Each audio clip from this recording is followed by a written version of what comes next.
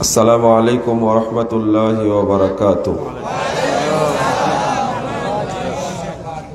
إن الحمد لله نحمده ونستعينه ونستغفره ونعوذ بالله من شرور أنفسنا ومن سيئات أعمالنا. من يهده الله فلا مضل له ومن يضلل فلا هادي له. وأشهد أن لا إله إلا الله وحده لا شريك له وأشهد أن محمدا عبده ورسوله. أما بعد فإن خير الحديث كتاب الله وخير الهدي هدي محمد صلى الله عليه وسلم وشر الأمور محدثاتها وكل محدثة بدعة وكل بدعة ضلالة وكل ضلالة في النار. فأعوذ بالله من الشيطان الرجيم. إنما المؤمنون الذين إذا ذكر الله وجلت قلوبهم وإذا تليت عليهم آياته زادتهم إيمانا وعلى ربهم يتوكلون. الذين يقيمون الصلاة ومما رزقناهم ينفقون.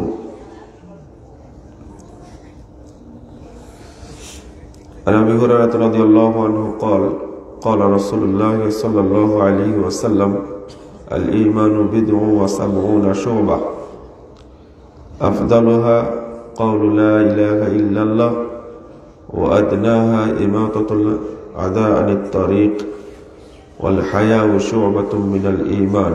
رواه مسلم.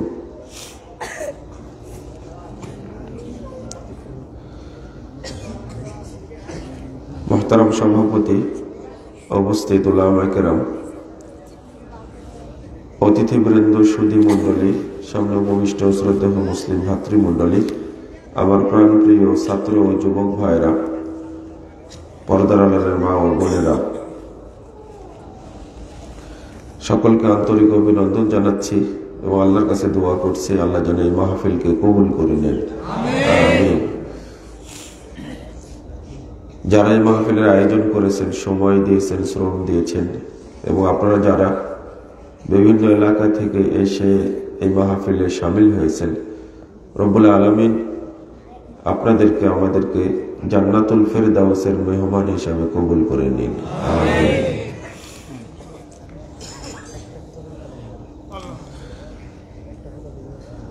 ঈমানের পরিচয়, এই বিষয়টা নিয়ে কোন বিষয় দেওয়া ছিল কি নির্দিষ্ট? এই বিষয়টা নিয়ে আপনাদের সামনে সংক্ষিপ্ত আলোচনা করার চেষ্টা করব ইনশাআল্লাহ।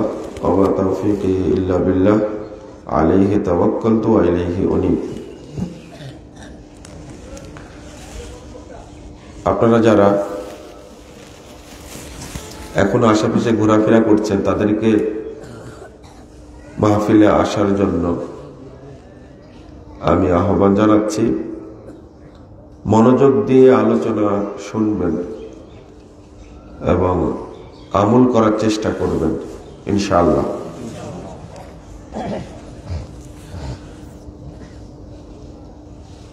আলহামদুলিল্লাহ, দেখে ভালো লাগছে যে আপনারা শান্তিপূর্ণভাবে বসে আছেন। খুব বৃদ্ধ মানুষ নেই, বোঝার মতো কিছু মানুষ আছেন। আশা করি আলোচনা বুঝতে পারবেন ইনশাআল্লাহ। একটি ফজিলত বলে আলোচনা শুরু করি। তাবরানী আওসাতের মধ্যে একটি হাদিস বর্ণিত হয়েছে, 1556 নম্বর হাদিস। রাসূলুল্লাহ সাল্লাল্লাহু আলাইহি ওয়াসাল্লাম বলেন, মা জালাসা কওমুন ইয়াযকুরুনাল্লাহ, কিছু মানুষ যখন এক জায়গায় বসে আল্লাহকে স্মরণ করে, আল্লাহর কথা পর্যালোচনা করে, ইল্লা নাদাহুম মুনাদিম মিনাস সামা, আসমান থেকে আল্লাহ তাদেরকে ডেকে বলেন। যারা এই আলোচনায় আল্লাহর মজলিসে শামিল হয় তাদেরকে আল্লাহ ডাক দিয়ে বলেন, মজলিস শেষ হলে বলে দেন, কওমু মাগফুরাল লাকুম, তোমরা এখন চলে যাও, তোমাদের সবাইকে ক্ষমা করে দেওয়া হয়েছে। বলেন তো ক্ষমা করার মালিক কে? আল্লাহ। আর এই ঘোষণাটা করেন কে? আল্লাহ। পৃথিবীর কোন পীর ফকির, কোন নেতা মানুষকে ক্ষমা করতে পারে না। ক্ষমা করার অধিকার একমাত্র আল্লাহ। সে আল্লাহই বলেন, কওমু মাগফুরাল লাকুম, তোমরা এখন চলে যাও, তোমাদের সবাইকে ক্ষমা করে দেওয়া হয়েছে। আল্লাহ আর একটি কথা বলেন, সেটা আরো গুরুত্বপূর্ণ। আল্লাহ বলেন, ওয়াবাদদালতু সাইয়্যাতিকুম হাসানাত, তোমরা যত পাপ করেছিলে, তোমাদের পূর্বের যত পাপ ছিল, সমস্ত পাপকে আমি নেকি দ্বারা পরিবর্তন করে দিয়েছি। আল্লাহর এত দয়া। আশা করি আমরা আজকে বৈঠক শেষের দোয়া পড়ে উঠে যাব, এর বিনিময়ে আল্লাহ আমাদেরকে পাপ মুক্ত করে দেবেন ইনশাআল্লাহ।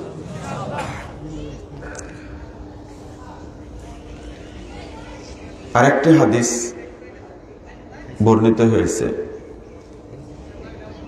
নাসাইতে এসেছে হাদিসটি, সনদ সহিহ, 1340 নম্বর হাদিস। ইমাম নাসাইর আর একটি কিতাব আছে, আসনানুল কুবরা লিল নাসাই, 10140 নম্বর হাদিস।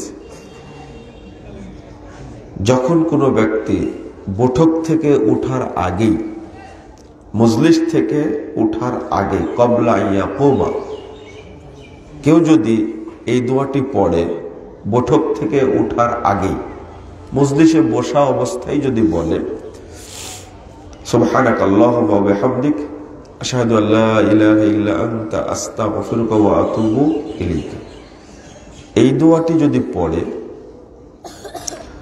আল্লাহ রাসূল বলেছেন, কুতিবা ফি রিক, এই বৈঠকে যত নেকি হয়েছে, মাগরিব থেকে এখন পর্যন্ত আপনারা বসে আলোচনা শুনছেন অনেকেই, যত নেকি হয়েছে, ফেরেশতারা এই নেকিগুলোকে লিখবে। হাদিসে এসেছে লেখা হবে, কুতিবা ফি রিক, চামড়ার মতো মসৃণ ফলকে নেকিগুলো সব লেখা হবে। ওয়াতুবিয়াবি তবে, এবং সেটাকে মোহরাঙ্কিত করা হবে, সিলগালা করা হবে। লাম ইউকসার ইলা ইয়াউমিল কিয়ামা, কিয়ামত পর্যন্ত এই নেকিকে আর নষ্ট করা হবে না। এই নেকিগুলো সংরক্ষিত থাকবে সব আল্লাহর কাছে। এই সিলগালা করে ফেরেশতারা আল্লাহর কাছে পৌঁছে দেবেন। এমন ভাবে সিলগালা করা হবে, কিয়ামত পর্যন্ত এই নেকি আর নষ্ট হবে না। তো এটা শুধু বৈঠক শেষের দোয়া না, কোরআন তেলাওয়াতের পরে যখন শেষ করলেন কোরআন তেলাওয়াত, কেউ 3 পৃষ্ঠা 5 পৃষ্ঠা 10 পৃষ্ঠা 1 পারা পড়লো, 2 পারা 3 পারা পড়লো, পড়ার পরে যদি এই দোয়াটা পড়ে, যত নেকি হলো সব নেকি সংরক্ষণ করা হবে, কিয়ামত পর্যন্ত এই নেকি আর নষ্ট হবে না। ঠিক সালাতের পরেও পড়বেন। যখন সালাত শেষ হলো, জিকির আজকার শেষ হলো, এবার মসজিদ থেকে বেরিয়ে যাবেন, উঠে যাবেন, উঠার আগেই এই দোয়াটি পড়বেন। রাসূল সাল্লাল্লাহু আলাইহি ওয়াসাল্লাম বলছেন, ইদা সাল্লা সালাতান আও জালাসা মাজলিসান আও তালা কুরআনান আও তাওয়াদ্দা উজুয়ান ইল্লা ক্বালা সুবহানাকাল্লাহুম্মা ওয়া বিহামদিকা আশহাদু আল্লা ইলাহা ইল্লা আনতা আস্তাগফিরুকা ওয়া আতুবু ইলাইক। সালাত শেষ করলে, কোরআন তেলাওয়াত শেষ করলে, বৈঠক শেষ করলে, ওযু শেষ করলে, ওযুর শেষেও এই দোয়াটি পড়তে হয়। মানে ওযুর যে নেকি আছে, নেকি নাই? আপনারা এই আমলটা কোনোদিন করেননি মনে হয়, শুধু কোরআন তেলাওয়াতের পরে করেছেন মনে হয়, বা বৈঠক শেষে করেছেন, সালাত শেষে কেউ করেননি মনে হয়, তাই না? সালাত শেষ করার পরে যখন জিকির আজকার শেষ হয়ে যখন চলে যাবেন তখন ওই দোয়াটা পড়বেন। তাহলে ওযু থেকে নিয়ে সালাত শেষ করা পর্যন্ত যত নেকি হয়েছে সব নেকিগুলোকে আল্লাহর কাছে সংরক্ষণ করা হবে, আর কোনোদিন নষ্ট হবে না। উল্টাটা চিন্তা করুন, যদি কোরআন তেলাওয়াতের পরে এই দোয়াটা না পড়েন, এই হাদিসের দোয়া না পড়ে রাসূল সাল্লাল্লাহু আলাইহি ওয়াসাল্লামের প্রদত্ত দোয়া না পড়ে যদি সাদাকাল্লাহুল আযীম বলেন, যা নেকি হলো সবগুলো আল্লাহর কাছে পৌঁছবে? পৌঁছবে? কি হবে? কি হবে বলেন তো? নেকিগুলো বাতিল হবে। কি হবে? বাতিল। মানে আপনি যখনই শেষ করলেন বেদাত দ্বারা, তখন ইবলিসি আমল ওর সাথে মিলে গেল, মিশে গেল, তখন সব আমল কি হয়ে গেল? বাতিল হয়ে গেল। নেকিগুলো কি হয়ে গেল? বাতিল হয়ে গেল। কষ্ট পেলেন? আজীবনে যে বাতিল করেছেন, তাই না? বিশাল সম্মেলন হচ্ছে, করুণ সুরে তেলাওয়াত করার পরে এত ভালো লাগলো, কিন্তু তেলাওয়াত শেষেই বলল সাদাকাল্লাহুল আযীম ওয়া সাদাকা রাসূলুহুন নাবিয়ুল কারীম। তারপরে কি? ওয়া নাহনু আলা যালিকা মিনাশ শাহিদিন। এটার পিছনে মনে হয় আসছে না? নাই? থাকার তো কথা। হ্যাঁ, না থাকলে কুরআনই হবে না। দেখেন লেখা আছে। আবার সমস্যা করছে হঠাৎ করে। আমি যেভাবে পড়লাম ওইভাবে আছে। সাদাকাল্লাহুল আলী ও সাদাকাল্লাহ আলীগুল আযীম আছে, ওয়া সাদাকা রাসূলুহুন নাবিয়ুল কারীম ওয়া নাহনু আলা যালিকা মিনাশ শাহিদিন। যেভাবে পড়লাম ওইভাবে নেই? দেখেন এভাবে বিরাট দোয়া লেখা আছে। মনে হচ্ছে পবিত্র কোন বাপের প্রত্যেক সম্পত্তি ও নিজের মতো দোয়া লিখে রাখছে, বুঝছেন? যদি এই যুগটা যদি ওমর রাদিয়াল্লাহু আনহুর যুগ হতো আর আলী রাদিয়াল্লাহু আনহুর যুগ হতো, এই সমস্ত ধান্দাবাজকে কি যে শাস্তি দেওয়া হতো। আপনারা বলেন কি দেওয়া হবে, আমি আর বলবো না। নিজের ইচ্ছা মতো যা ইচ্ছা তাই লিখে রাখছে এখানে, বুঝছেন? এগুলো বেদাতি দোয়া। এগুলো বলা, এই কোরআন পুরোটা পড়ার পরে যদি বেদাতি দোয়া পড়ে, কোরআন 1 মাস পড়ে যত নেকি হয়েছে একটাও কবুল হবে না। কবুল যেন না হয় এই জন্য শয়তান বেদাতিদেরকে দ্বারা এই কাজটা করা নিয়েছে। আর মনে রাখবেন, বেদাতির মতো মূর্খ, জাহেল, বেয়াদব এবং এর মতো অজ্ঞ পৃথিবীর কোনো জানোয়ারও নাই।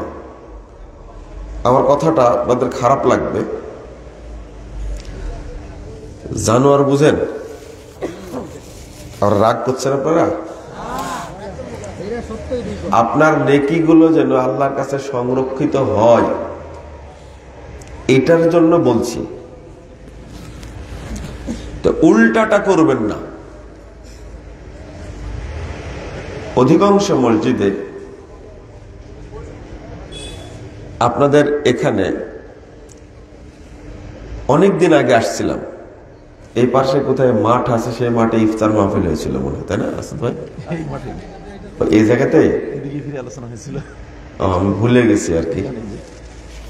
তখন আপনাদের পশ্চিমটা ছিল এই দিকে, আজকে দেখতে সোজায় আছে। মানে তখন দিক ভুলে গেছিলাম, কিন্তু আজকের দিক ঠিক আছে। এখন 300 ফিটের পাশে হয়ে গেছেন তো আপনারা, এখন তো জমজমাট অবস্থা আপনাদের। সেই সময় আসতে যে কষ্ট হয়েছিল, সিএনজি নিয়ে আসছিলাম, তা অনেকদিন আগের কথা বলছি। সব উলু গাছ ছিল বনের মতো, এদিকে অনেকদিন আগে আসছি, তাও 10-12 বছর আগে। আজকে এসে ভালো লাগছে আলহামদুলিল্লাহ। তো কিছু জিনিস শিখে রাখতে হবে যেন আমলগুলো নষ্ট না হয়। যখনই যতটুকু আমল করবেন, একটা উদাহরণ দেই, আপনি যদি 100টা আমল করেন, সৎ আমল করেন 100টা, কয়টা? 100টা। তার মধ্যে একটা বেদাতে আমল আর 99টা সৎ আমল। হাদিস ভিত্তিক আমল করেছেন 99টা, আর একটা করেছেন কি? বেদাতে আমল। এই একটা বেদাতে আমলের কারণে এই 99টা সৎ আমল বাতিল হয়ে যাবে। না, আপনি ঠিক না বললেও ঠিক, এটা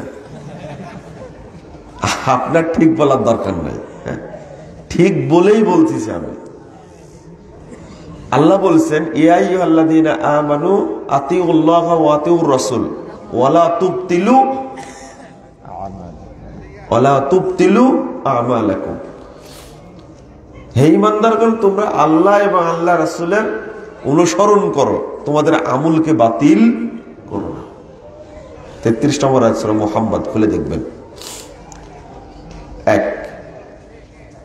উল্টা ওই 100টা আমল না করে যদি আপনি একটা আমল করেন যেটা বেদাত মিশ্রিত হয়নি, শুধু একটাই করেন সৎ আমল, উল্টাটা কোনো আমল নাই আপনার, শুধু একটাই আমল আছে, সৎ আমল একটাই, বেদাত করেননি, একটা সৎ আমলের কারণে আপনি জান্নাতে যাবেন ইনশাআল্লাহ।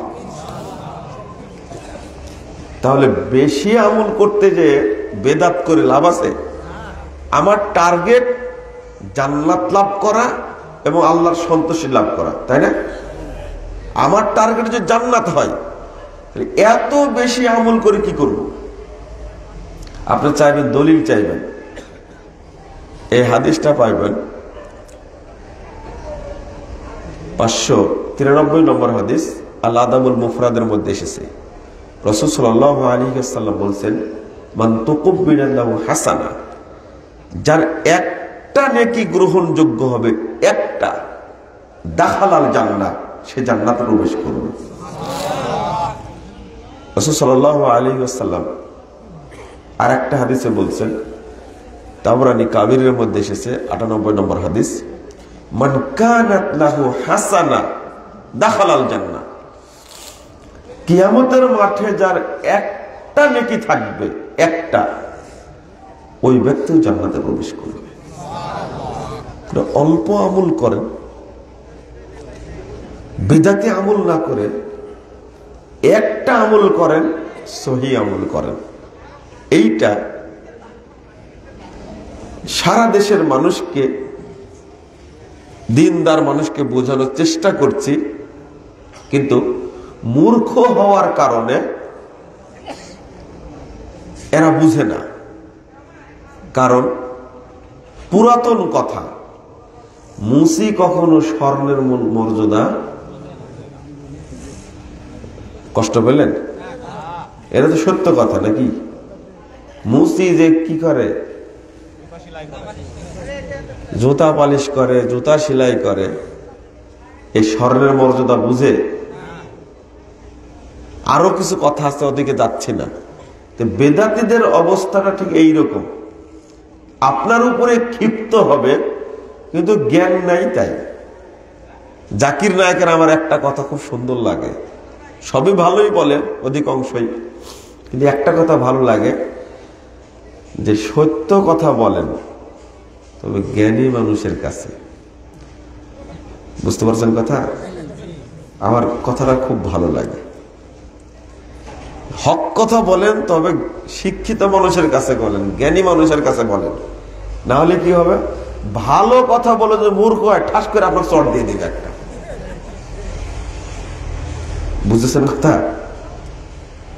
এখন যারা বড় বড় শিক্ষিত মানুষ বেদাতি হওয়ার কারণে তারাও মূর্খ হয়ে গেছে। কিছু অন্ধ শিক্ষিত লোক আছে, অন্ধ শিক্ষিত লোক আছে যারা ধর্মকে ভালোবাসে, কিন্তু এতই মূর্খ, ধর্মীয় ব্যাপারে এতই মূর্খ, ওকে আপনি হক কথা বলবেন, উল্টা আপনি কথা বলে দেবে, বুঝে কিছু জানেই না। মুকাররম আজকের একটা ঘটনা শোনালো যে আমি একটা জিনিস ভুল ধরলাম, সালাতে ভুল হলে আল্লাহু আকবার বলতে হয় না, সুবহানাল্লাহ বলতে হয়। তো নাম্বার 1 মূর্খ একজন বলছে যে ইনি হয়তো ওই উপরে পড়েছে, ভিতরে হাদিস পড়ে দেখেনি। কথা বুঝতে পারছেন? কানা মূর্খ না একটা, হয়তো তার পরিচয়ই জানে না। ও যদি জানতো যে মুকাররম এই ভুলটা ধরেছে, ওর শিক্ষাগত যোগ্যতা সম্পর্কে যদি ও জানতো, তাহলে অজু থাকলেও অজু নষ্ট হয়ে যেত। জানতো ও কতটুকু শিখেছে, হয়তো মাস্টার্স পাস করেছে।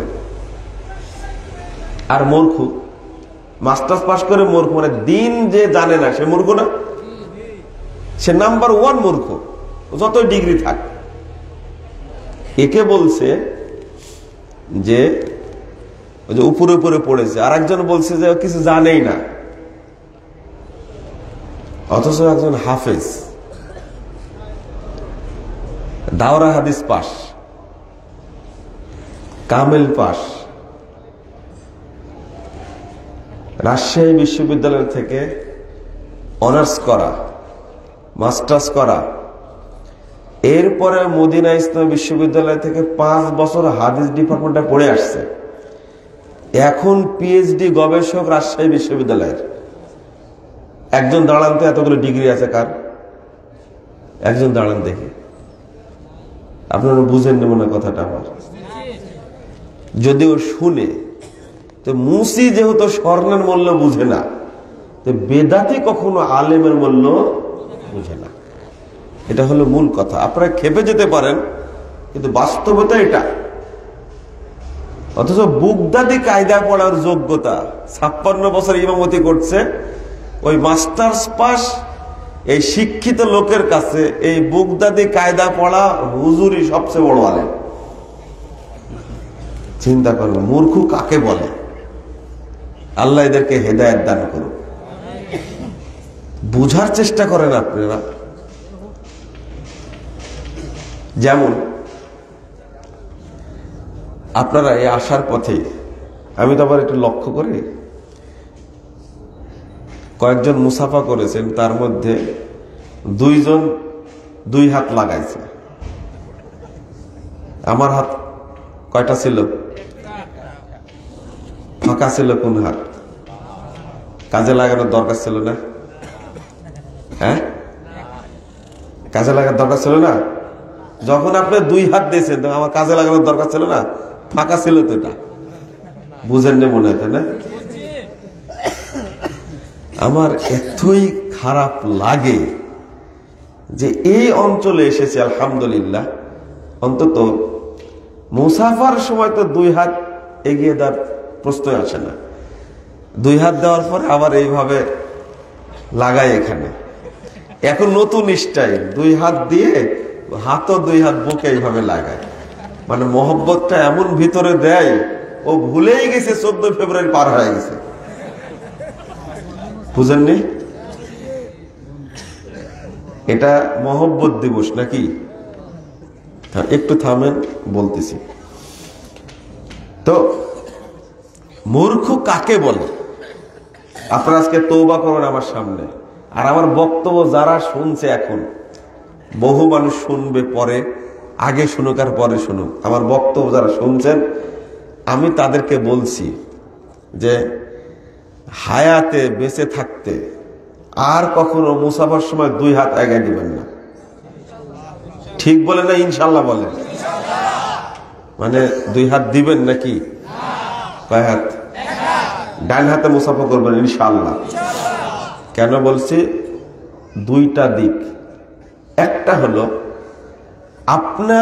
আপনি যেন ফজিলতটা পান, আর 2 নম্বর বেদাতীরা যে এই সুন্নাতকে ধ্বংস করেছে, নষ্ট করেছে, এই সুন্নাতকে আবার সমাজের বুকে প্রতিষ্ঠা করা, এটা হলো উদ্দেশ্য। হাত দেন। আসসালামু আলাইকুম। এই যে আমি বললাম আসসালামু আলাইকুম ওয়া রাহমাতুল্লাহ, আসাদ ভাই বলবেন কি ওয়া আলাইকুম আসসালাম ওয়া রাহমাতুল্লাহি ওয়া বারাকাতুহু। মুসাফার পর্ব শেষ। এতটুক পর্যন্ত যদি থাকে তাহলে রাসূল সাল্লাল্লাহু আলাইহি সাল্লাম বলছেন, আবু দাউদের 5212 নম্বর হাদিস, মা মিন মুসলিমাইনি ইয়ালতাকিয়ানি ফায়াতাসাফাহান, দুইজন মুসলিম ব্যক্তি যখন সাক্ষাৎ করে অতঃপর মুসাফা করে, ইল্লা গুফিরা লাহুমা ক্বাবলা আন ইফতারিকা, উভয়ের পাপকে ক্ষমা করে দেওয়া হয় দুইজন পৃথক হওয়ার আগে। তারও পাপ ক্ষমা হবে, আমারও পাপ ক্ষমা হবে। 245 নম্বর হাদিস তাবরানী আওসাতের মধ্যে এসেছে, রাসূলুল্লাহ সাল্লাল্লাহু আলাইহি ওয়াসাল্লাম বলেছেন, ইন্নাল মুমিনা ইযা লাকিয়াল মুমিন, কোন মুমিন অপর মুমিনের সাথে যখন সাক্ষাৎ করে, ফাআখাযা বিয়াদি, এক হাত ধরে, এই দেখেন হাদিস, ফাআখাযা বিয়াদি, যে 2 হাত হতো তাহলে বিয়াদাইহি হতো, বিয়াদি ফাতাসাফাহা, এক হাত ধরে যখন মুসাফা করে, তানাসারাত খাতায়াহুমা কামা ইয়াতানাসারু ওয়ারাকুশ শাজার, দুইজনে যদি এক হাতে মুসাফা করে, গাছের পাতা পড়ে যেমন গাছ নাড়া হয়ে যায়, উভয় ব্যক্তি পাপ ঝরে গিয়ে সম্পূর্ণ পাপ মুক্ত। এটা হলো মুসাফার ফজিলত। এত সহজ আমল আর আছে এটা আমার জানা নাই,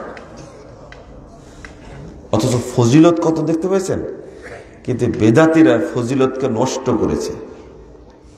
এবার দেন, এই যে মারি দিল, এইভাবে দেন, রাখার দেন। আমার এই বেড়ায় তো মনে কাছাকাছি মনে নাকি, আমার মনে আছে অনেকদিন আগের কথা, 3 সালের কথা সম্ভবত। বেড়াত মসজিদে খুতবা দেখছি, ওখানে যে মুতাল্লি ছিলেন খুব ফর্সা দেখতে, মারা গেছেন, আল্লাহ তাকে জান্নাতুল ফেরদাউস দান করে, আমিন। তো আমার সামনে এক লোক এসে এভাবে 2 হাত দিচ্ছেন, তো মুতাল্লি বলছেন আর এক হাত দেন। তখন বলছে আমার হাত তো 2টাই, 4টা তো হয়নি, আর এক হাত দেন। মানে উনি তো আর এক হাত দেননি, কথা বুঝতে পারছেন? এবার সুন্দর করে শিখাই দিলে কথাটা। আরবি টারবি জানতেন না হয়তোবা, কিন্তু সুন্নাতের প্রতি মহব্বতে কাজ করতে হয়েছে। বলছে এইভাবে মুসাফাটা করলে আপনিও নেকি পেতেন, আমিও নেকি পেতাম, কিন্তু এখন 2 হাত লাগালেন, 2টা নষ্ট করলেন আপনি। আল্লাহু আকবার। আর একজন এরকম ঠোঁট কাটা কথা বলতেন, তিনিও মারা গেছেন, আলামিন মসজিদের মুতাল্লি নজরুল ইসলাম সাহেব, আল্লাহ তাকে জান্নাতুল ফেরদাউস দান করুক, আমিন। আপনারা যদি সুন্নাতকে ধরে না রাখতে পারেন, বেদাতীরা সুন্নাত ধরে রাখবে? ওদের জন্মই হয়েছে সুন্নাতকে নষ্ট করার জন্য, আর আপনার জন্ম হয়েছে, আল্লাহ আপনাকে সৃষ্টি করেছে সুন্নাতকে প্রতিষ্ঠা করার জন্য। আলহামদুলিল্লাহ বলেন। এত ফজিলত যখন, আবার দেন এইভাবে হাত দেন, আর হাত দেন, এই যে 2 হাত দিলেন। এবার বলেন তো পাপ কমছে না বাড়ছে? বাড়ছে। এরপরে বলছে নাহমাদুল্লাহ ওয়া নাস্তাগফিরুহু, তারপরে বলছে ইয়াগফিরুল্লাহু লাকুম। এই বেদাতি দোয়াও নাই হাদিসে, সালামটাই দোয়া। এরপরে ছেড়ে দিয়ে বুকে হাত দিল, 2 হাত দেয়। এখন বুক পর্যন্ত উঠায় না, এই পেটে মুছে, এইভাবে দেখছেন কিনা জানি না, পেটে ভাবে মুছে, তারপরে মুখে একটু চুমু খায়। এবার বলছে ভাই দোয়া করবেন, তো বলে ফি আমানিল্লাহ, মারি দিল। আর এক বেদাত। আপনি এবার ভেবে দেখেন, এই মুসাফার ফজিলতটা নষ্ট করার জন্য চিন্তা করেন, যদি কোনো ব্যক্তি সুন্নাত মোতাবেক মুসাফা করে মারা যায় তবু জান্নাতে যাবে। এই সুন্নাতটাকে, এই ফজিলতটাকে নষ্ট করার জন্য ইবলিস কতগুলো বেদাত তৈরি করেছে, খেয়াল করেছেন? আমি বললেই তো দোষ হয় যে মুজাফফর সব কড়া কড়া কথা কয়। এটা কড়া কথা হলো এটা। কেন বললাম? হায়াত থাকতে আর জীবনে 2 হাতে মুসাফা করবেন না, আর বুকে হাত দেবেন না। যারা শুনছেন তাদেরকেও বলছি, আল্লাহ যেন এটা কবুল করেন, আমিন। আর একটা ফজিল, এক নেকি তো পাবেন পাবেন, সুন্নাতকে প্রতিষ্ঠিত করার জন্য, বেদাতকে ঘৃণা করার জন্য পৃথক নেকি পাবেন। এমন বক্তব্য শুরু করেছি, শরীর চলছে না। এই বেদাতি সম্পর্কে বলতে গেলে এমন রাগ আসে। এখন বুঝি মুহাম্মদ সাল্লাল্লাহু আলাইহি ওয়াসাল্লাম কেন বলেছেন আম্মা বাদ। শরীয়তের কত বিষয় আছে, কেন বলতেন আম্মা বাদ ফাইন্না খায়রাল হাদিসি কিতাবুল্লাহ ওয়া খায়রাল হাদি হাদি মুহাম্মদ সাল্লাল্লাহু আলাইহি ওয়াসাল্লাম ওয়া শাররাল উমুরি মুহদাসাতুহা ওয়া কুল্লু মুহদাসাতিন বিদআহ ওয়া কুল্লু বিদআতিন দালালাহ ওয়া কুল্লু দালালাতিন। প্রত্যেক খুতবায় কেন বলতেন এখন বুঝি, আগে বুঝতে পারেনি। বিদআত সম্পর্কে আল্লাহ রাসূল প্রত্যেক খুতবাতে কেন সতর্ক করতেন? মানে মুসলিম উম্মাহ এখন বেদাতের সাগরে হাবুডুবু খাচ্ছে। সালাত পড়ে না, বেদাত পড়ে। এখন হজ করে, বেদাতের সাগরে হাবুডুবু খায়। সিয়াম পালন করে, সিয়ামের বিধান পালন করে না, বেদাত করে প্রত্যেকেই। এই জন্য আপনাদের শক্ত হতে হবে এই মর্মে, আমি সুন্নাতকে আঁকড়ে ধরে থাকব। 10,394 নম্বর হাদিস তাবরানী কাবিরের মধ্যে এসেছে। রাসূল সাল্লাল্লাহু আলাইহি ওয়াসাল্লাম বলছেন, ইন্না মিন ওয়ারাইকুম জামানা সাবরিন। সাহাবা একরাম শোনো, তোমাদের পরপরই একটা যুগ আসবে, সেই যুগটা হলো ধৈর্যের যুগ। ধৈর্যের যুগ। এই যুগে আমার সুন্নাতের উপরে কেউ অটল থাকতে পারবে না, খুব কঠিন। সুন্নাতের উপরে অটল থাকা খুব কঠিন হবে। তবে শুনে রাখো, সুন্নাতকে ধরে রাখলে তার উপর নির্যাতন হবে, অত্যাচার হবে, এই যে মামলা হামলা অপবাদ সবই হবে। ইন্না মিন ওয়ারাইকুমুজ জামানা সাবরিন। এরপরে আল্লাহ রাসূল বলেন লিল মুতামাসসিকি ফি, ওই যুগে যে ব্যক্তি আমার সুন্নাতকে শক্ত করে ধরে থাকবে, ফালাহু আজরু 50 শাহীদা, তার জন্য 50 জন শহীদের মর্যাদা রয়েছে। ওমর রাদিয়াল্লাহু আনহু বলছেন এই কথা শুনে, আমিননা ওয়া মিনহুম। আল্লাহ রাসূল এই 50 জন শহীদ তাদের যুগের না আমাদের যুগের? বুঝেননি কথা? মর্যাদা যেহেতু বলেছে আমিননা ওয়া মিনহুম, আল্লাহ রাসূল এই 50 জন শহীদের কথা বললেন, তাদের যুগের 50 জন না আমাদের যুগের 50 জন। আল্লাহ রাসূল ধমক দিয়ে বলছেন লাবাল মিনকুম, আরে না না, তোমাদের যুগে শহীদ হও, 50 জন শহীদের মর্যাদা।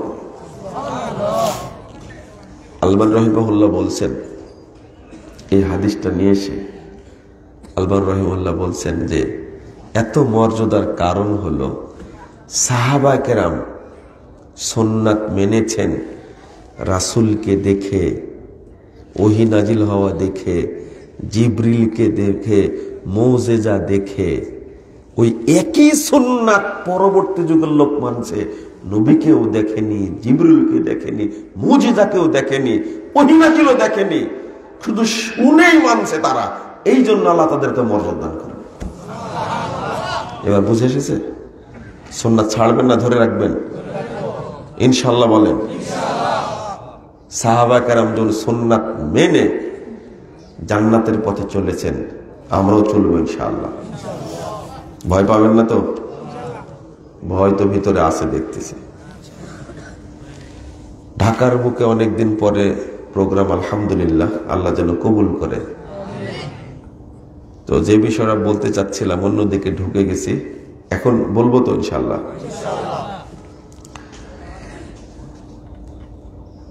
ঈমান মানে কি? কে বলবেন? হ্যাঁ, আন্তরিক বিশ্বাস। আর কে বলবেন? বলেন, সবাইকে একমত? বিশ্বাস। একজন বলেছে কি? স্বীকৃতি প্রদান করা, স্বীকৃতি দেওয়া। তাহলে ঈমান অর্থে এখনো জানেন না? চিন্তা করেন তাহলে। আমরা মুমিন, কিন্তু ঈমান অর্থ এই একজনেরটাই হয়েছে। ঈমান অর্থ আল ইতিরাফ। এই ঈমান মানে বিশ্বাস, এটা শাব্দিক অর্থ। কিন্তু শরীয়ত, শারঈ শব্দ যেটা, এটার অর্থ হল আল ইকরার বা আল ইতিরাফ।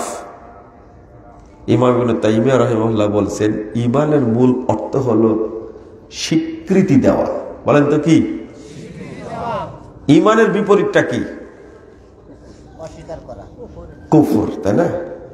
কুফর মানে কি বুঝেন তো এটা, তাই না? বলেন, কুফর মানে কি? অস্বীকার করা। তাহলে ঈমান মানে কি হবে? স্বীকার করা। এই তো পরিষ্কার হয়ে গেল। কুফর মানে কি? অস্বীকার করা। আর ঈমান মানে তাহলে কি হবে? স্বীকার করা। এই তো সুন্দর হয়ে গেল। স্বীকার করা, স্বীকৃতি দেওয়া একই জিনিস। তাই ঈমান মানে কি বলবো এখন থেকে? স্বীকৃতি দেওয়া। বলেন তো সবাই। জং ধরে আছে ভিতরে, জং বুঝেন তো? মরিচিকা। ঈমান আছে কার কার মধ্যে?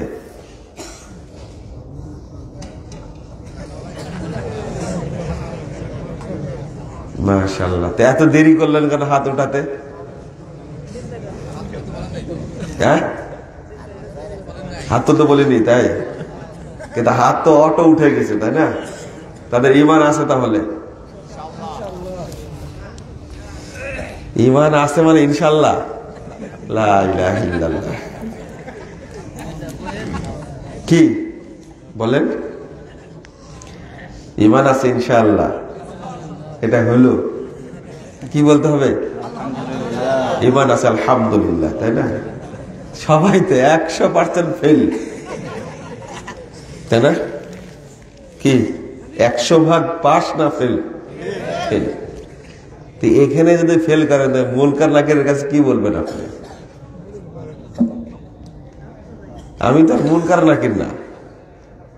মালাকুল মাউত আসলে কি করবেন আপনি? ফেরেশতাদের, জাহান্নামী ফেরেশতাদের চড় খাওয়ার আগেই, চড় বুঝেন? আপনি বিশ্বাস করেন না, তাই না? ইয়াদরিবুনা আলা বুজুহিম। আল্লাহ বলছেন এমন চড়ানো শুরু করবে, মানে চড়টাতে আপনারা শুরুতে বুঝেন, তাই না? হাতের কিছু না পেলে প্রথম মারটা যেটা হয় সেটা হলো চড়। এই চড়ের অপেক্ষায় যারা যারা আছেন তারা সতর্ক হন, কারণ মালাকুল মাউত আসার আগেই জাহান্নাম থেকে বিশাল একটা দল আসবে। এই দল এসে মুখে চড়ানো শুরু করবে, আর তখনই তো চোখগুলো বড় বড় করে, চিল্লা চেঁচা করে, এই এই সেই ইত্যাদি বলা শুরু করে। মারের চোটে ও পৃথিবীর সব ভুলে যায়। নাউযুবিল্লাহ, আস্তাগফিরুল্লাহ। এই অবস্থা যেন না হয়, ঈমান নিয়ে মরতে হবে। কি নিয়ে? ঈমান নিয়ে মরতে হবে। আল্লাহ কবুল করুন। আচ্ছা, এবার বলেন ওযু আছে কার কার? হায় হায়, কত তাড়াতাড়ি হাত তুলতেছে, মাশাআল্লাহ। তো বলেন তো, ওযু জরুরি না ঈমান জরুরি? হ্যাঁ, ভালো করে বলেন। সন্দেহ আছে কার কার মধ্যে? বলছে না। দেখেন, এখন আলোচনার পরে মহিলারা যেন না বলে যে ওয়াজ করার বাদ দিয়ে গল্প শুরু করছে কেন। কি এই আলোচনা করব? শুনবেন না তো? বলেন, ঈমান জরুরি না ওযু জরুরি? ঈমান, তাই না? বাংলাদেশে ঈমানের চেয়ে ওযুর দাম বেশি, বুঝছেন? আর মসজিদের চেয়ে 5 কলি টুপির দাম বেশি, বুঝছেন? বাংলাদেশে মোল্লারা, বললাম যে বেদাতি মোল্লারা এতই খারাপের খারাপ, মানে ইবলিস যেহেতু ওর ফু দেয় সবসময় ওকে। 5 কলি টুপি, পাক পাঞ্জাতন। আমি বলেছি কোন মুসলমানের বাচ্চা যেন পাক পাঞ্জাতন না পড়ে।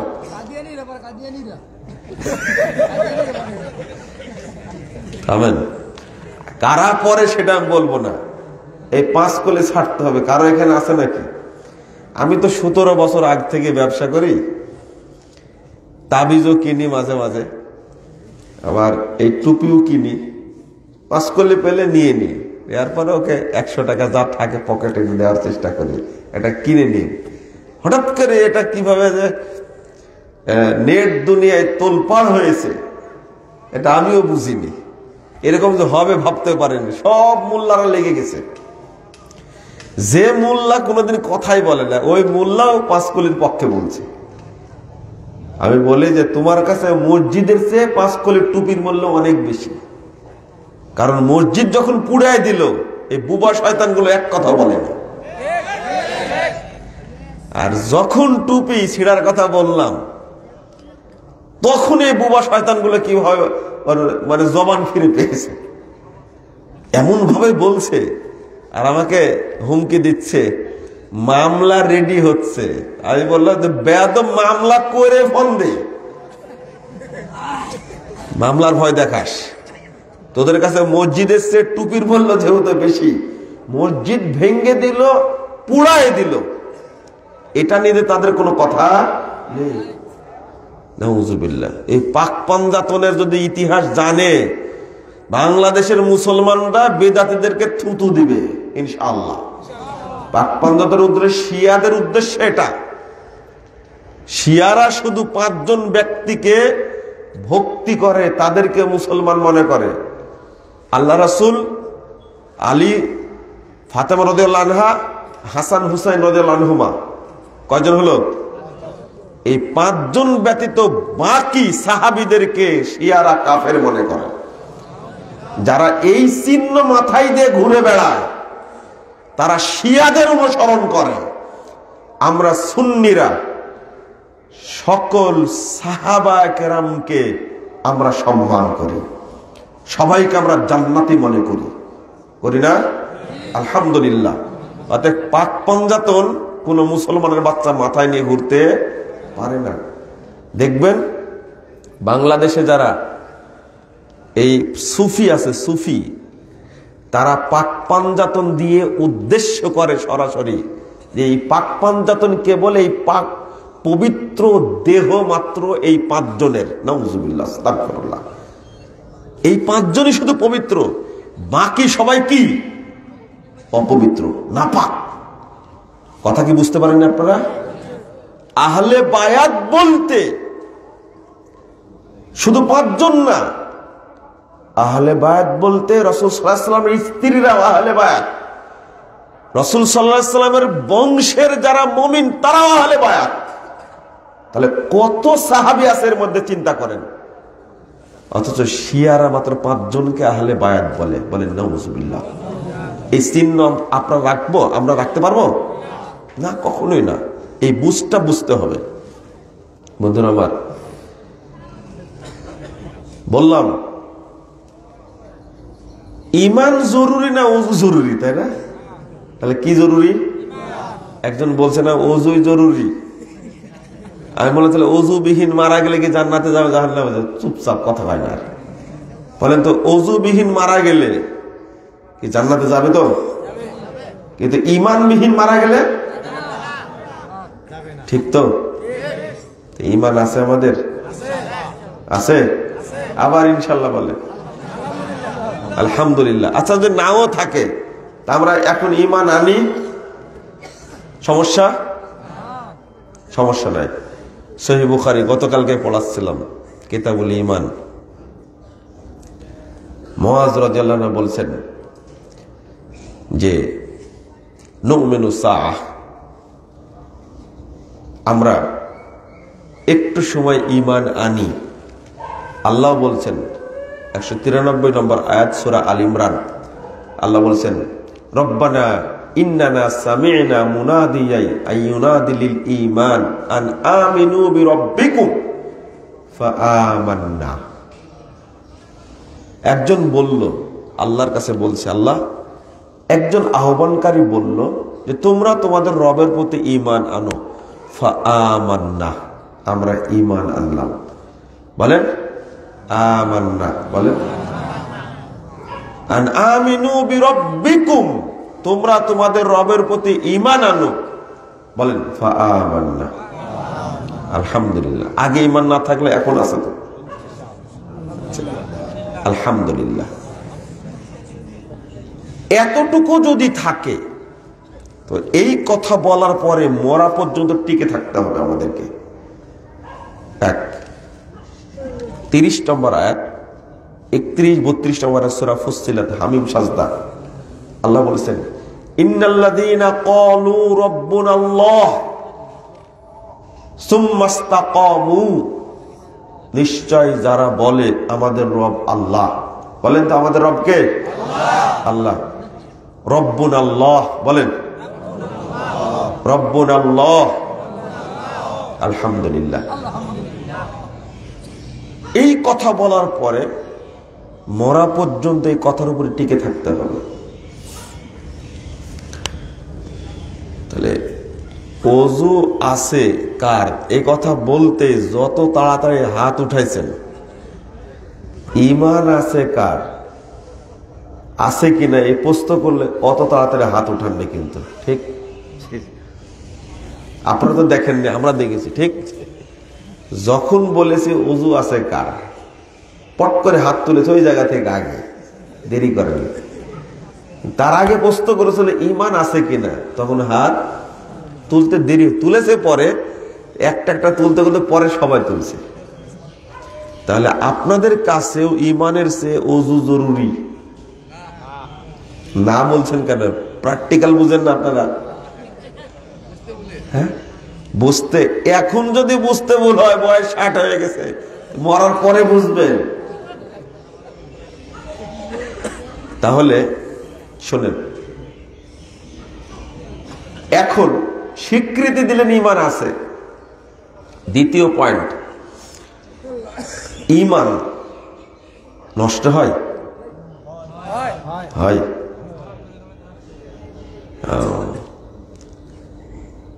ওযু আছে এই কথা যেমন শক্তভাবে বলতে পারলেন, তার 1 কোটি গুণ বেশি আগে যদি বলতে পারেন ঈমান আছে, তাহলে বুঝবেন যে হ্যাঁ ঈমান আছে।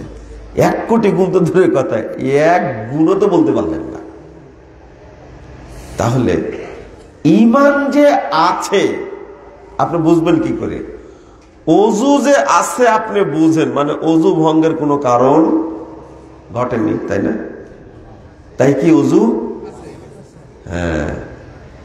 আপনি যদি বলতে পারেন যেহেতু ঈমান ভঙ্গের কোনো কারণ আমার দ্বারা ঘটেনি, সুতরাং ঈমান 100% আছে, তাহলে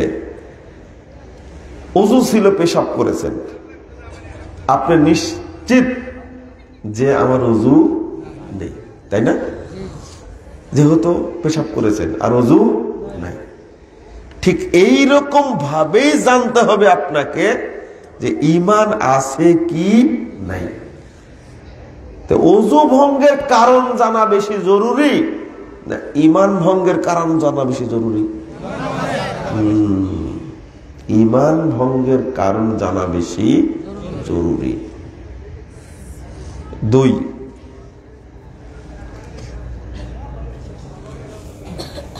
সিয়াম ভঙ্গের কারণ জানা বেশি জরুরি না নামাজ ভঙ্গের কারণ জানা বেশি জরুরি? তাহলে সিয়াম ভঙ্গের কারণ তো সবাই জানেন, যে দুইটা জানার দরকার ছিল ওইটাই জানি না, আর যে দুইটা আগে জানার দরকার নাই সেটাই ভালো জানি। ওযু ভঙ্গের কারণও খুব ভালো জানি, সিয়াম ভঙ্গের কারণও খুব ভালো জানি, কিন্তু ঈমান ভঙ্গের কারণও জানি না, নামাজ ভঙ্গের কারণও জানি না। হাদিসে কিন্তু ওযুর কথাও নাই, সিয়ামের কথাও নাই, যে হাদিসটা এখন বলবো। 30,992 নম্বর হাদিস, মুসান্নাফ ইবনে শাইবার মধ্যে এসেছে, ইয়াতি আলান নাস জামান, মানুষের উপর একটা যুগ আসবে, সময় আসবে, ইয়াস্তামিউন ওয়া ইউসাল্লুনা ফিল মাসাজিদ, মানুষ দলে দলে মসজিদে যাবে, গিয়ে সালাত আদায় করবে, সব মসজিদে মুসল্লি দ্বারা ভর্তি থাকবে, সবাই সালাত আদায় করবে, মসজিদ ভর্তি। ওয়ালাইসা ফীহিম মুমিন, তাদের মধ্যে একজনও ঈমানদার পাওয়া যাবে না। আপনি তো নামাজ পড়েন, নিজেকে ঈমানদার মনে করেন? করেন, তাই না? হ্যাঁ, আমি ঈমানদার, নামাজও পড়ি তবে ঈমানদার। আচ্ছা বলেন তো, ঈমানবিহীন নামাজ চলবে? ওযুবিহীন নামাজ চলে কি? তাহলে ঈমানবিহীন নামাজ পড়লে চলবে? আচ্ছা, এই হাদিসের সাথে আর একটা আয়াত মিলালেন, সূরা ইউসুফ 106 নম্বর আয়াত, ওয়ামা ইউমিনু আকসারুহুম বিল্লাহ ইল্লা ওয়া হুম মুশরিকুন, লা ইলাহা ইল্লাল্লাহ। অধিকাংশ মানুষ আল্লাহর প্রতি ঈমান আনা সত্ত্বেও মুশরিক। এই ভাষাটা কি আমার না আল্লাহ? তাহলে চিন্তা করেন, আমি বলছি আমানতু বিল্লাহ, ঈমান এনেছি, কিন্তু আল্লাহ বলছে তুমি ঈমান আনলেও মুশরিক, ঈমান আনা সত্ত্বেও মুশরিক। এই জন্য আমি বলেছি যে নামাজ পড়া সত্ত্বেও বেদিন। একজন বেদাতি মোল্লা খেপে গেছে, কত বড় সাহস, মুসল্লিকে বেদিন বলে। নবী বেদিন বলে গেছেন, আমার বললে সমস্যা আছে? আমি 1000 বার বলবো, 1 কোটি বার বলবো, 1000 কোটি বার বলবো ইনশাআল্লাহ।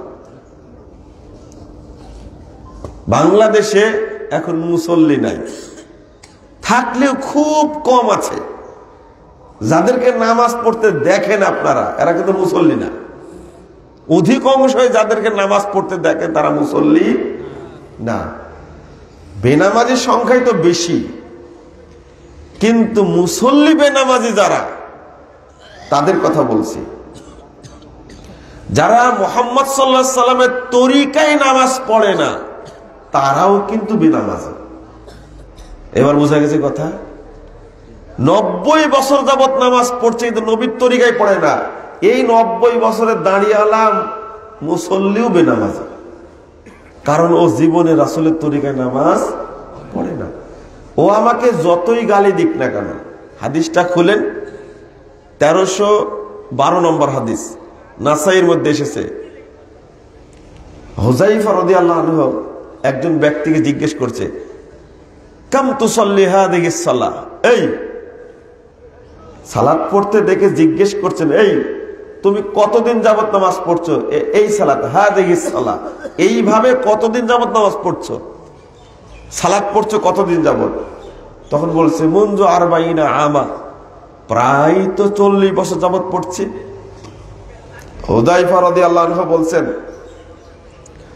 মা সাল্লাইতা মুনযু 40 সানা, এই 40 বছর যাবত তুমি নামাজই পড়োনি। এই কথা কি আমার?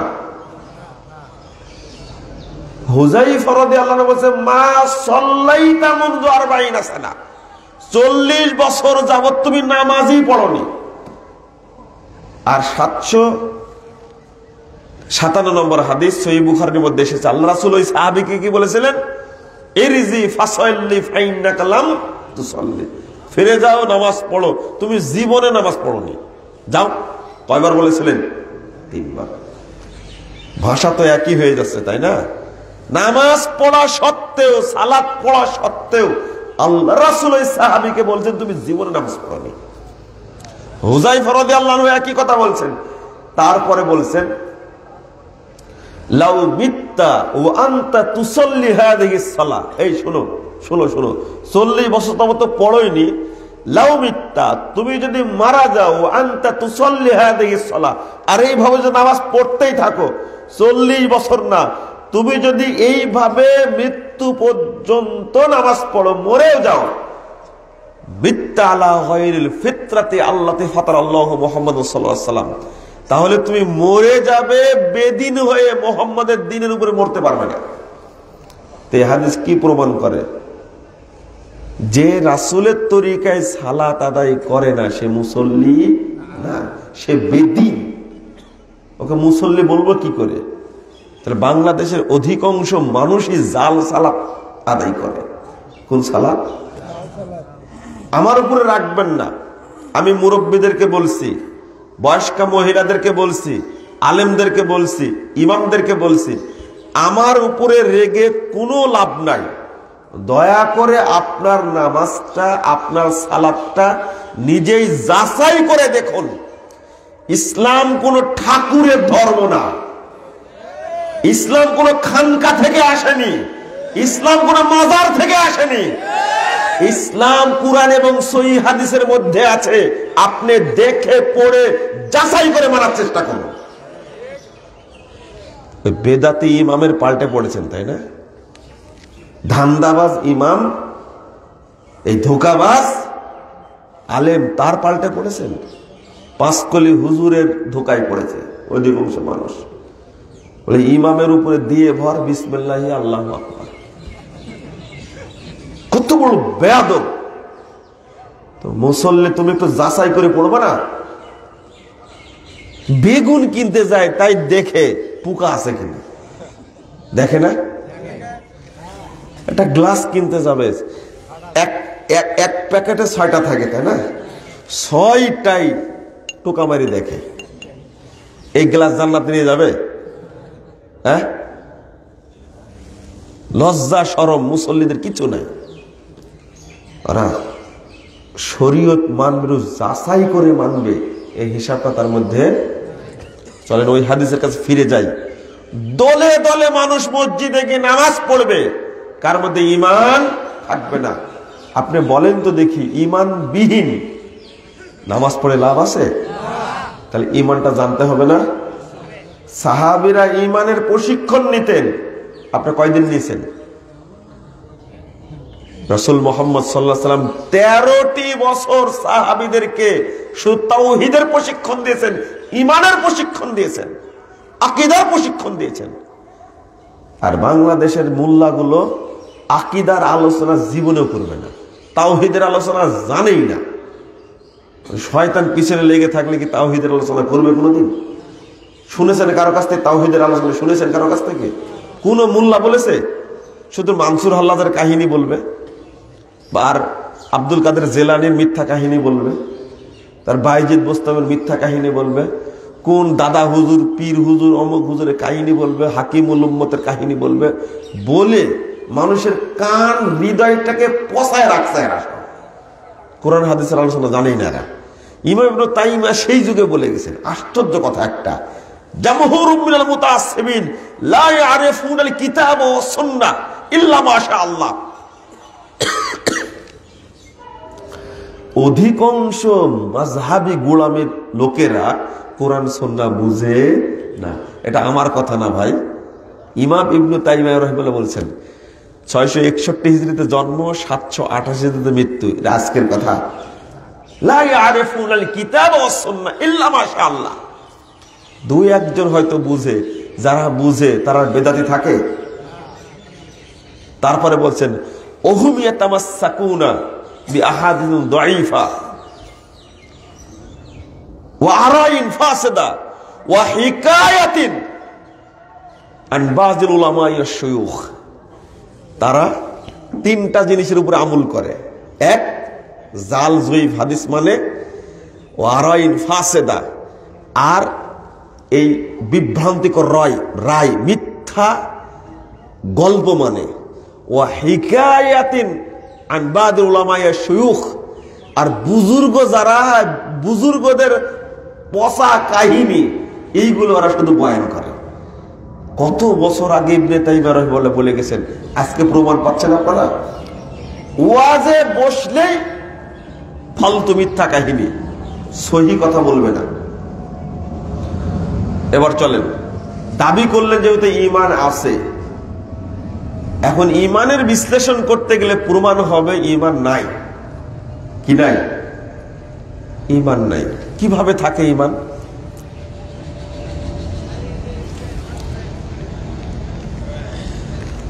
আমরা শিরিক বর্জন করেছি আলহামদুলিল্লাহ। মাজার পূজা করি না, করি আমরা? কবর পূজা করি, পীর পূজা, যে পীরই হোক না কেন তার পূজা করি। কিন্তু এই তাগুতকে এখনো ছাড়তে পারিনি। যতক্ষণ পর্যন্ত তাগুতকে বর্জন না করতে পারবো ততক্ষণ আমাদের মধ্যে ঈমান আসবে না। আল্লাহ বলছেন ওমাইয়াকফুর বিত্তাগুত ওয়া ইউমিন বিল্লাহ ফাকাদ ইসতামসাকা বিল উরওয়াতিল মুসকা লা ইনফিসামা লাহা। তাগুতকে বর্জন করার পরে ঈমান আনলে আল্লাহ আমাদের হেদায়েত দিবেন, তার আগ পর্যন্ত হেদায়েত দিবেন না। তাগুত কি? তাগুত মানে বুঝে নেন, সোজা ভাষা তাগুত মানে শয়তান, তো এটা বলবো না। তাগুত মানে কুরআন এবং সুন্নাহ বিরোধী যে আইন, সেগুলো কি তাগুত। সঙ্গে মনে থাকবে আপনাদের? মনে হয় থাকবে না।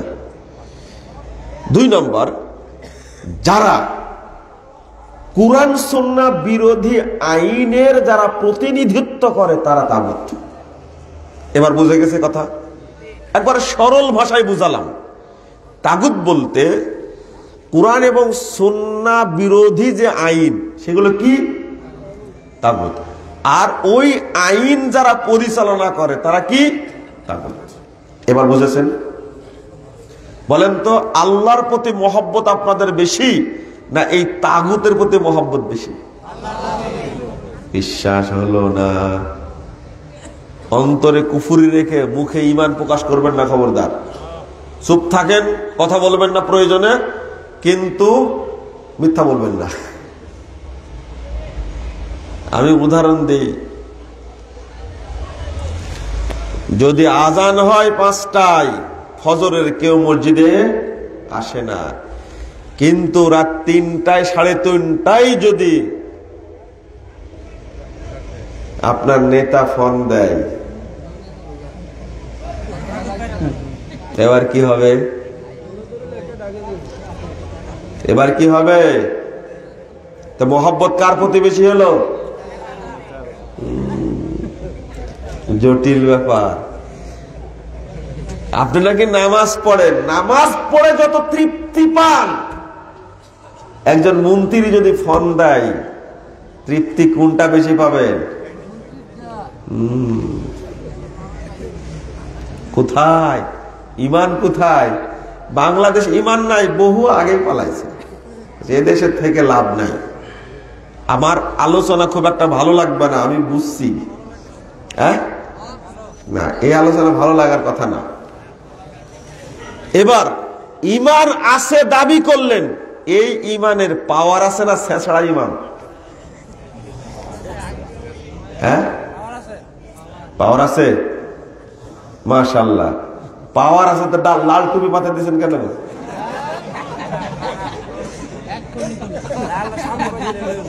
যাক আলহামদুলিল্লাহ, একজন তো বলেছে পাওয়ার আছে। ঈমানের পাওয়ার আছে, আপনি এটা বুঝবেন কি করে? শোনেন, এমন ঈমান যদি আপনার থাকে যে ঈমানের অ্যান্টিবডি, অ্যান্টি করাপশন, বুঝেন তো? এটা অ্যান্টি করাপশন বুঝেন তো? অ্যান্টিবডি বুঝেন তো? এখন অ্যান্টিবডি তো বুঝে মানুষ। যার শরীরে অ্যান্টিবডি যত বেশি, রোগ প্রতিরোধ ক্ষমতা তার তত। ঠিক? আপনার ঈমানটা কি? ঈমানে কি অ্যান্টি করাপশন আছে? পাপ প্রতিরোধ করবে ঈমানটা কি এইরকম? এই ভাই বললেন যে আমার ঈমানের পাওয়ার আছে। যদি সুযোগ দেওয়া হয় এই ভাইকে, একবার টুকটুকে সুন্দরী মেয়েকে যদি একটা অঞ্চলের মধ্যে ছেড়ে দেওয়া হয় আর তাকে যদি বলা হয় একটু গল্প করেন, তার ঈমান যদি ওটাকে প্রতিরোধ করতে পারে তাহলে বোঝা যাবে কি ঈমানের পাওয়ার আছে। কিন্তু এই যে এখনই যদি এই দিক দিয়ে একটা নিয়ে চলে যায়, এইদিকে তাকানো বাদ দিয়ে আপনি ওই দিকে তাকায় থাকবেন, তাহলে চিন্তা করেন আপনার ঈমান কত দুর্বল। মনে হয় বোঝাতে পারিনি আপনাকে। আপনার ঈমান একদিকে হবে আল্লাহর আনুগত্যে আপনাকে ধরে রাখবে, মানে আজান হয়ে গেছে মসজিদে আসার জন্য আপনাকে ঈমান বাধ্য করবে। আজান হয়ে গেছে, সব কাজ এখনই বন্ধ, এখন মসজিদে যেতে হবে। যদি আপনাকে ঈমান বাধ্য করে তাহলে বুঝবেন কি আছে? ঈমান আছে, পাওয়ার আছে। আপনাকে তো বাধ্য করে না। ফজরে ঘুমান কি করে? আপনাকে কি আপনার ঈমান বাধ্য করে? এই কম্বল ছাড়, ওঠ তাড়াতাড়ি, তোকে এই ঠান্ডা পানি দিয়ে ওযু করে মসজিদে যেতে হবে। আপনার ঈমান আপনাকে বলে না। যদি না বলে আপনি কিভাবে বলবেন? আমি তো প্রথম বলেছি, ঈমানের পর্যালোচনা করতে লাগলে আপনাকে প্রমাণ করে ছাড়ব আপনার মধ্যে ঈমান নাই। তাগুতের পূজারী হওয়ার কারণে ঈমান আপনার মধ্যে ঠাঁই পাইনি, পাওয়ার প্রশ্নই আসে না। এক, ঈমান আছে দাবি করছেন, খুব ভালো কথা, কিন্তু প্যান্টটা এখনো টাকনুর নিচে আছে। যে ঈমান আপনাকে টাকনুর উপরে প্যান্টটা তুলতে দেয়নি এখনো, আর আপনি বলছেন ঈমানের অ্যান্টিবডি আছে, কি করে বুঝলেন আপনি? টাকনুর, হ্যাঁ, এটা তো মুনাফিকেরটা। নামাজের সময় টাকনুর উপরে উঠে তো মুনাফিকেরটা, ওর ঈমানের করতেই থাকলো। ও মুনাফিক তো বেশি খারাপ, তাই না? সারা দিন ঘুরে বেড়াচ্ছে টাকনুর মেঝে প্যান্ট পরে, আর নামাজের সময় আছে কুকুরের কান উল্টা তুলে টাকনুর উপরে, ও তো মুনাফিক একটা। আবার ঠিক বলছেন, ঠিক বলে তো বলতেছি। আপনি কথা কেন বলছেন? আপনাকে বলা লাগবে না। ওর অন্তরে নিফাকি দূর করতে পারেনি বলেই কাজটা করে। কে বলেছে ধান্দাবাজি করতে? কে বলেছে আপনাকে? কোন ঈমান নিয়ে আপনি মসজিদে আসেন? আপনার যদি ঈমান টাটকা থাকে, ঈমানই বলবে আপনাকে এই কাপড় উঠা তাড়াতাড়ি, আজকে উঠাবি, মরার আগ পর্যন্ত আর কাপড় নামবে না, শেষ। এটা হলো ঈমান। ঈমান আছে বলছেন, তাই না? কোথায় ঈমান আছে? আজকেও বিড়ি খেয়েছেন। যে ঈমান আপনার বিড়ির আগুন নিভাতে পারে না, ওই ঈমান আপনার জাহান্নামের আগুন নিভাবে? ঠেকা পড়েছে ঈমানে? সম্ভব? ঈমান হওয়া লাগবে কি পাওয়ারফুল, এমন পাওয়ারফুল হতে হবে যে আমার ঈমান দুনিয়াবি যেমন সমস্ত পাপ কর্মকে প্রতিরোধ করেছে, মরার পরে, মরার সময় জাহান্নামের ফেরেশতাকে প্রতিরোধ করবে, কবরের জাহান্নামের ফেরেশতাকে প্রতিরোধ করবে। ঈমান, এই বিশ্বাস যদি থাকে আপনি বুঝবেন কি আমার ঈমান আছে। এই যে ঢাকা শহরটা এখন, ঢাকা শহর না, সারা বাংলাদেশি, বিশেষ করে শহর এলাকায় চিটাগং বলেন, ঢাকা বলেন, সিলেট বলেন, বরিশাল বলেন, পুরো এলাকাগুলো, শহর কিন্তু সব জেলা শহর এখন অবৈধ সন্তানই বেশি। আমরা বলবো যে কি কথা বলছেন? জি জি জি, অবৈধ সন্তান বেশি, হারাম সন্তান বেশি। এখন আগামী 10 বছর পরে বাংলাদেশটা কি হবে জানেন? মানে যাদের এখন বাচ্চা হচ্ছে এদের মনে করেন যে প্রেম 5 বছর হয়েছে, এই প্রেম করার সময় বাচ্চা পেটে আসছে, তারপরে বিয়ের প্রসঙ্গ আসছে, তা আগে যেটা হয়েছে এটা কি বৈধ না অবৈধ? অবৈধ। এখন এই অবৈধ লিভ টুগেদার, গার্লফ্রেন্ড আর বয়ফ্রেন্ড, এই লুসামিটার জন্ম দিয়েছে বিশেষ করে 14 ফেব্রুয়ারি। এই 14 ফেব্রুয়ারি এটা একটা অভিশপ্ত দিবস, একটা এটা মুসলমানদের জন্য কি অভিশপ্ত দিবস একটা। বউকে ফুল দিছেন কে কে? হাত তোলেন তো দেখি। 14 ফেব্রুয়ারি কেউ বলবে না, নাউজুবিল্লাহ। শোনেন, ইমানটা মনের বিষয়। মনে মনে যে মনে রাখছিল আজকে 14 ফেব্রুয়ারি, আলহামদুলিল্লাহ আলহামদুলিল্লাহ, আমাদের মনেই হয়নি, এটা ভাবিনি। বক্তব্য দেওয়ার পর একজন বলছে যে ভুলে গেলেন নাকি? কি ভুলে গেলাম? 14 ফেব্রুয়ারি যে কালকে। এটা তো ভুলেই গেছি, মানে বললে তো এটা ভালো করে সাইজ করতাম, কিন্তু আমরা ভুলেই গেছি। আল্লাহ যেন এই সমস্ত ফষ্টি নষ্টি দিবসের কথা মনে না রাখেন। কেউ তো আমিন বললেন না। বিবাহ দিবস কার কার মনে আছে? পালন করেছেন কে কে? সবাই পালন করেছেন, তাই না? সব মুস্কি হাসছে। তওবা করেন, এখন তওবা করেন আল্লাহর কাছে। আস্তাগফিরুল্লাহ আল্লাযী লা ইলাহা ইল্লা হুয়াল হাইয়ুল কাইয়্যুম ওয়া আতুবু ইলাইহি। খবরদার, এই বাচ্চাদের জন্মদিবস পালন করেন কে কে? আস্তাগফিরুল্লাহ। ঈমান ভিতরের জিনিস। যদি মা মনে রাখে আগামী 28 ফেব্রুয়ারি আমার বাবুর জন্মদিবস, ও মা অভিশপ্ত, মা, ও বাপ অভিশপ্ত বাপ। আগে কেক নিয়ে আসবে, এই সেই করবে। ওর ঈমান কোথায়? ঈমান হারাই গেছে, ঈমান নাই। আমি বলেছি ওই আলোচনা করতে গেলে বেঈমান বানায় ছাড়বো ইনশাআল্লাহ। আপনি নিজে একদিন আমাকে বলেছে আপনার ঈমান সম্পর্কে আলোচনা করেন না। আমাকে একদিন বলছে আপনি ঈমান সম্পর্কে আলোচনা করেন না কেন? কি অপরাধ করলাম? আলোচনা শুনলে মনে হয় আমি বেঈমান হয়ে গেছি। ভালো তো, ঈমান নিয়ে আসেন এখন, আপনি ঈমান নিয়ে আসেন এখন, এটা তো কঠিন না। আগে আপনাদেরকে ঈমান আনাইছি না, আজকে আনাইছি না, তারপরে তো শুরু করেছি। আগে না থাকলে এখন আছে আলহামদুলিল্লাহ। অতএব এর মধ্যে তাগুত ঢুকাবেন না ইনশাআল্লাহ। তাহলে চিন্তা করেন আমার ঈমান কত পাওয়ারফুল। আমার ঈমান এখনো সুদ ছাড়াতে পারেনি আমাকে। আমার ঈমান এখনো আমার দাড়িটা ছাড়াতে পারেনি। আপনার দাড়ি ছাড়বে কি করে? হুজুরই তো মুড়ি করে রাখছে। এক একটা হুজুর কামেল পাস, এত বেহায়ার বেহায়ারা দাড়িটাকে এমন ভাবে রাখছে জানেন, খেজুর গাছের মুতা বুঝেন তো আপনারা? তাল গাছের মুতা বুঝেন তো?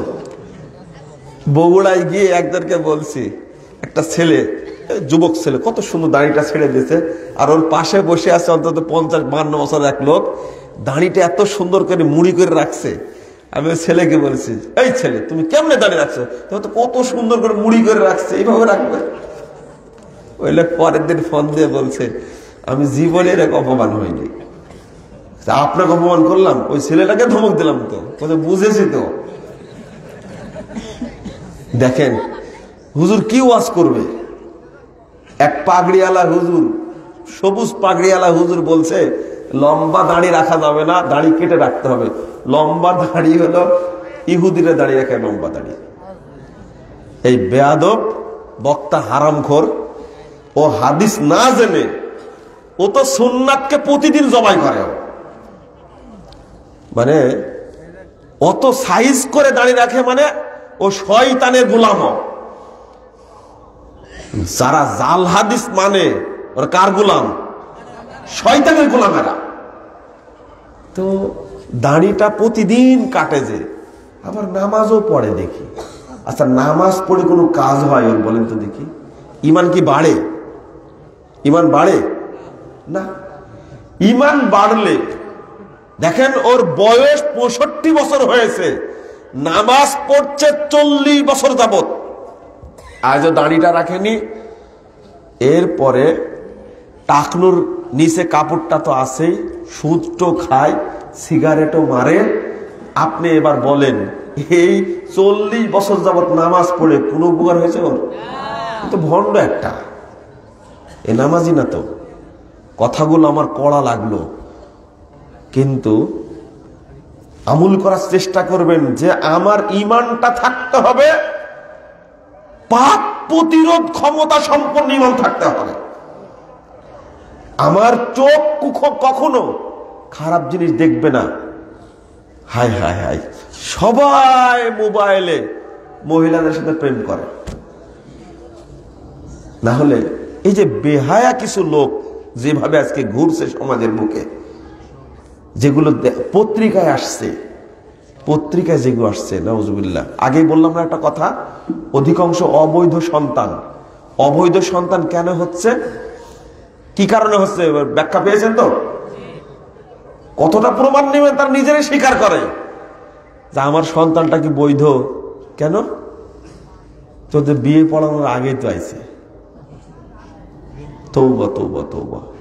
এই সন্তান, বলেন তো, এই মা যে নিজের শরীরকে বিয়ের আগে অন্য ছেলের কাছে বিক্রি করে দিয়েছে, যে ছেলে অন্য মেয়ের কাছে তাকে বিক্রি করে দিয়েছে বিয়ের আগেই, 5 বছর যাবত শারীরিক সম্পর্ক চলছে, বলেন এই ছেলে আর এই মেয়ের দ্বারা সমাজের কোন উপকার হবে? যে সন্তান জন্ম নেবে, সন্তান দ্বারা কোনো ভালো কিছু হবে? চিন্তা করেন এবার বাংলাদেশটার অবস্থাটা কি। ওই যে এক শয়তান আছে, আপনার কি বলবো, আর্জেন্টিনার এক প্লেয়ার আছে না, কোন নাম কি, এই বদমাশের বিয়েতে এদের কিছুই না, তবুও বিয়ের আগে 4টা সন্তান জন্ম দিচ্ছে, আর ওর আদর্শ গ্রহণ করেছে বদমাশ গুলো। বন্ধুরা আমার, আমি আপনাদের কি বলবো, কিছু বলার নাই। আর এর ভক্ত, ওর আবার গেঞ্জি গায়ে দেয় ঘুরে, মুসলমানের বাচ্চা। তোমার লজ্জা সরম কিছু নাই, বেহায়া তুমি একবারে। তুমি জানো তার সম্পর্কে? আর একটাই ব্রাজিল দলের এক শয়তান আছে। আরে ভাই না, ওর কথা বলছি না, এর আগে রোনালদিনহো এটা ছিল না, কথাটা কেন মনে আছে? এই শয়তান বলেছিল যে ফিলিস্তিনের শিশুগুলোকে আগে মেরে ফেলতে হবে যেন এরা সন্ত্রাসী না হয়। কি করার দরকার বলেন দেখি? তোমরা এই সমস্ত দলের পতাকা নিয়ে বাংলাদেশে উড়াও। আমি বাংলাদেশ সরকারকে বলছি, আইন তৈরি করেন, বাংলাদেশের আকাশে যেন বাংলাদেশের পতাকা ছাড়া অন্য কোনো পতাকা না উড়ে। আবার ঠিক বলছেন, আপনি উড়াবেন কালকে, খেলা আসুক দেখি। আহারে, লা ইলাহা ইল্লাল্লাহ। তওবা করার চেষ্টা করেন, বাঁচার ইমানটাকে বাঁচানোর চেষ্টা করেন। খালি নামাজ নিয়ে ব্যস্ত, যে নামাজ নিয়ে ব্যস্ত ওই নামাজে তো জান্নাত পাওয়া যাবে না। আর যে ইমান আছে, এই ইমানের অবস্থা আরো খারাপ। এই ইমানের পরিধি পেয়েছেন তো? আচ্ছা, ইমানের স্বাদ পেয়েছেন কে কে বলেন? ইমানের স্বাদ, হালাওয়াতুল ইমান হাদিস এসেছে। কোনদিন পেয়েছেন স্বাদ? পাওয়ারই নাই, তে স্বাদ পাবেন কোথায় থেকে? নেই, নেছড়া নিভু নিভু ইমান দ্বারা। যেমন বিদ্যুৎ আছে, ভোল্টেজ নাই, আলো দিবে? ইমান আছে দাবি করছেন, এমন ইমান ও কি করতে পারবে না, নিজেকেই বাঁচাতে পারবে না, পাপ থেকে বাঁচবে কি করে? তাহলে এইরকম পাওয়ারফুল ইমান লাগবে যে নিজেকে আলোকিত করবে, পাপকেও প্রতিরোধ করবে। তারপরে আমি কি পাবো? স্বাদ পাবো, তাই না? এইটাই হলো আমার বক্তব্য। ইমানকে নবায়ন করার চেষ্টা করুন, তাহলে ইমানের স্বাদ পাবেন। ইমানের স্বাদের একটা বক্তব্য। পাওয়ার কাকে বলে সংক্ষেপে বলে শেষ করে দিই। 1.25 ঘন্টা পার হয়ে গেছে আমার আলোচনা। আমি এত আলোচনা করতে চাইনি, কিন্তু আপনাদের সাইজ করতে গিয়ে টাইম হয়ে গেছে। সেটা হলো বলা মাত্রই কাজ করবে। আচ্ছা, বিদ্যুতে হাত দিলে আষাঢ় কি 2-1 মিনিট পরে মারবে না সাথে সাথে? হ্যাঁ, এটা বেশি না। কত ভোল্টেজ আছে? হয়তো মাত্র 220, তাই না? 440 যদি থাকে, যেটা থাকে আপনাকে আষাঢ় মারা দূর রাখেন, এই কয়েক সেকেন্ডের মধ্যে পুড়ায় নাশ করে দিবে আপনাকে। আপনার ঈমানের পাওয়ারটা হতে হবে এর চেয়ে কয়েক কোটি গুণ বেশি, তবে আপনি জান্নাতের আশা করতে পারবেন ইনশাআল্লাহ। তার আগে না। আপনি এমনিতেই কাজ না। সাহাবায়ের ঈমান কেমন ছিল? আহারে, ঈমান কেমন ছিল? 5811 নম্বর হাদিসটা খুলবেন। আল্লাহ রাসূল একদিন বলছেন, শুনেন, আল্লাহ রাসূল একদিন বলছেন যে আমার উম্মতের 70,000 মানুষ জান্নাতে যাবে বিনা হিসাবে। সুবহানাল্লাহ বললেন কে? আপনি বলেছেন, তাই না? আপনার মনে আর কি হয়েছে বলেন তো দেখি? আর কিছুই হয়নি। মানে সুবহানাল্লাহ বলে এ পর্যন্ত শেষ, কিন্তু কালো টুপি মাথায়, খুব মহব্বত, তাই না? হ্যাঁ না, টুপি ভালোবাসি তো, দেখেন তো আমি তো টুপি পরে আছি, কিন্তু ওই যে সবুজ টুপি দেখেন, এই যে আপনার সামনে দেখছেন সবুজ টুপি, এটা মাজার পূজারীর টুপি, এটা সবুজ গম্বুজ। আপনার কিছু মনে হয়নি? শুনেন, হাদিসটা শিক্ষা আছে। এই হাদিস শোনা মাত্রই উক্কাশা ইবনু মিহসান রাদিয়াল্লাহু আনহু বলছেন, আল্লাহ রাসূল আমার জন্য দোয়া করেন, আল্লাহ যেন আমাকে তাদের অন্তর্ভুক্ত করে। সুবহানাল্লাহ। আল্লাহ রাসূল বলছেন, আনতা মিনহুম, তুমি তাদের অন্তর্ভুক্ত হয়ে গেছো। এদিকে তাকান, আমি হাদিসটা যেটা বলছি বোঝার চেষ্টা করেন। আল্লাহ রাসূল বললেন আমার উম্মতের 70,000 মানুষ বিনা হিসাবে জান্নাতে যাবে। এই কথা বলা মাত্রই উক্কাশা ইবনে মিহসান রাদিয়াল্লাহু আনহু বলছেন, আল্লাহ আমাদের দোয়া করেন, আল্লাহ যেন তাদের মধ্যে আমাকে অন্তর্ভুক্ত করেন। আল্লাহ রাসূল সাথে সাথে বলছেন, আনতা মিনহুম, তুমি তাদের অন্তর্ভুক্ত হয়ে গেছো। ফাকালা রাজুলুন আখার, আরেকজন ব্যক্তি বলছেন, রাসূল আমার জন্য দোয়া করেন, উদুল্লাহ। তখন আল্লাহ রাসূল বলছেন, সাবাকাকা উক্কাশা, উক্কাশা তোমার আগেই চলে গেছে, আর হবে। এই কথাটা দ্বিতীয় ব্যক্তি বললেন কত মিনিট পরে? কত মিনিট পরে হতে পারে? 1 মিনিট। হাদিস থেকে তা বোঝায় না, তারও আগে হবে। তাহলে 1 মিনিটে ধরেন, 1 মিনিটের মধ্যে আরেকজন ব্যক্তি বলেছে তার ঈমান আর উক্কাশার ঈমান এক সমান। বলা মাত্রই উক্কাশা বলে ফেলেছেন, আল্লাহ রাসূল বলে দিলেন তুমি তাদের অন্তর্ভুক্ত।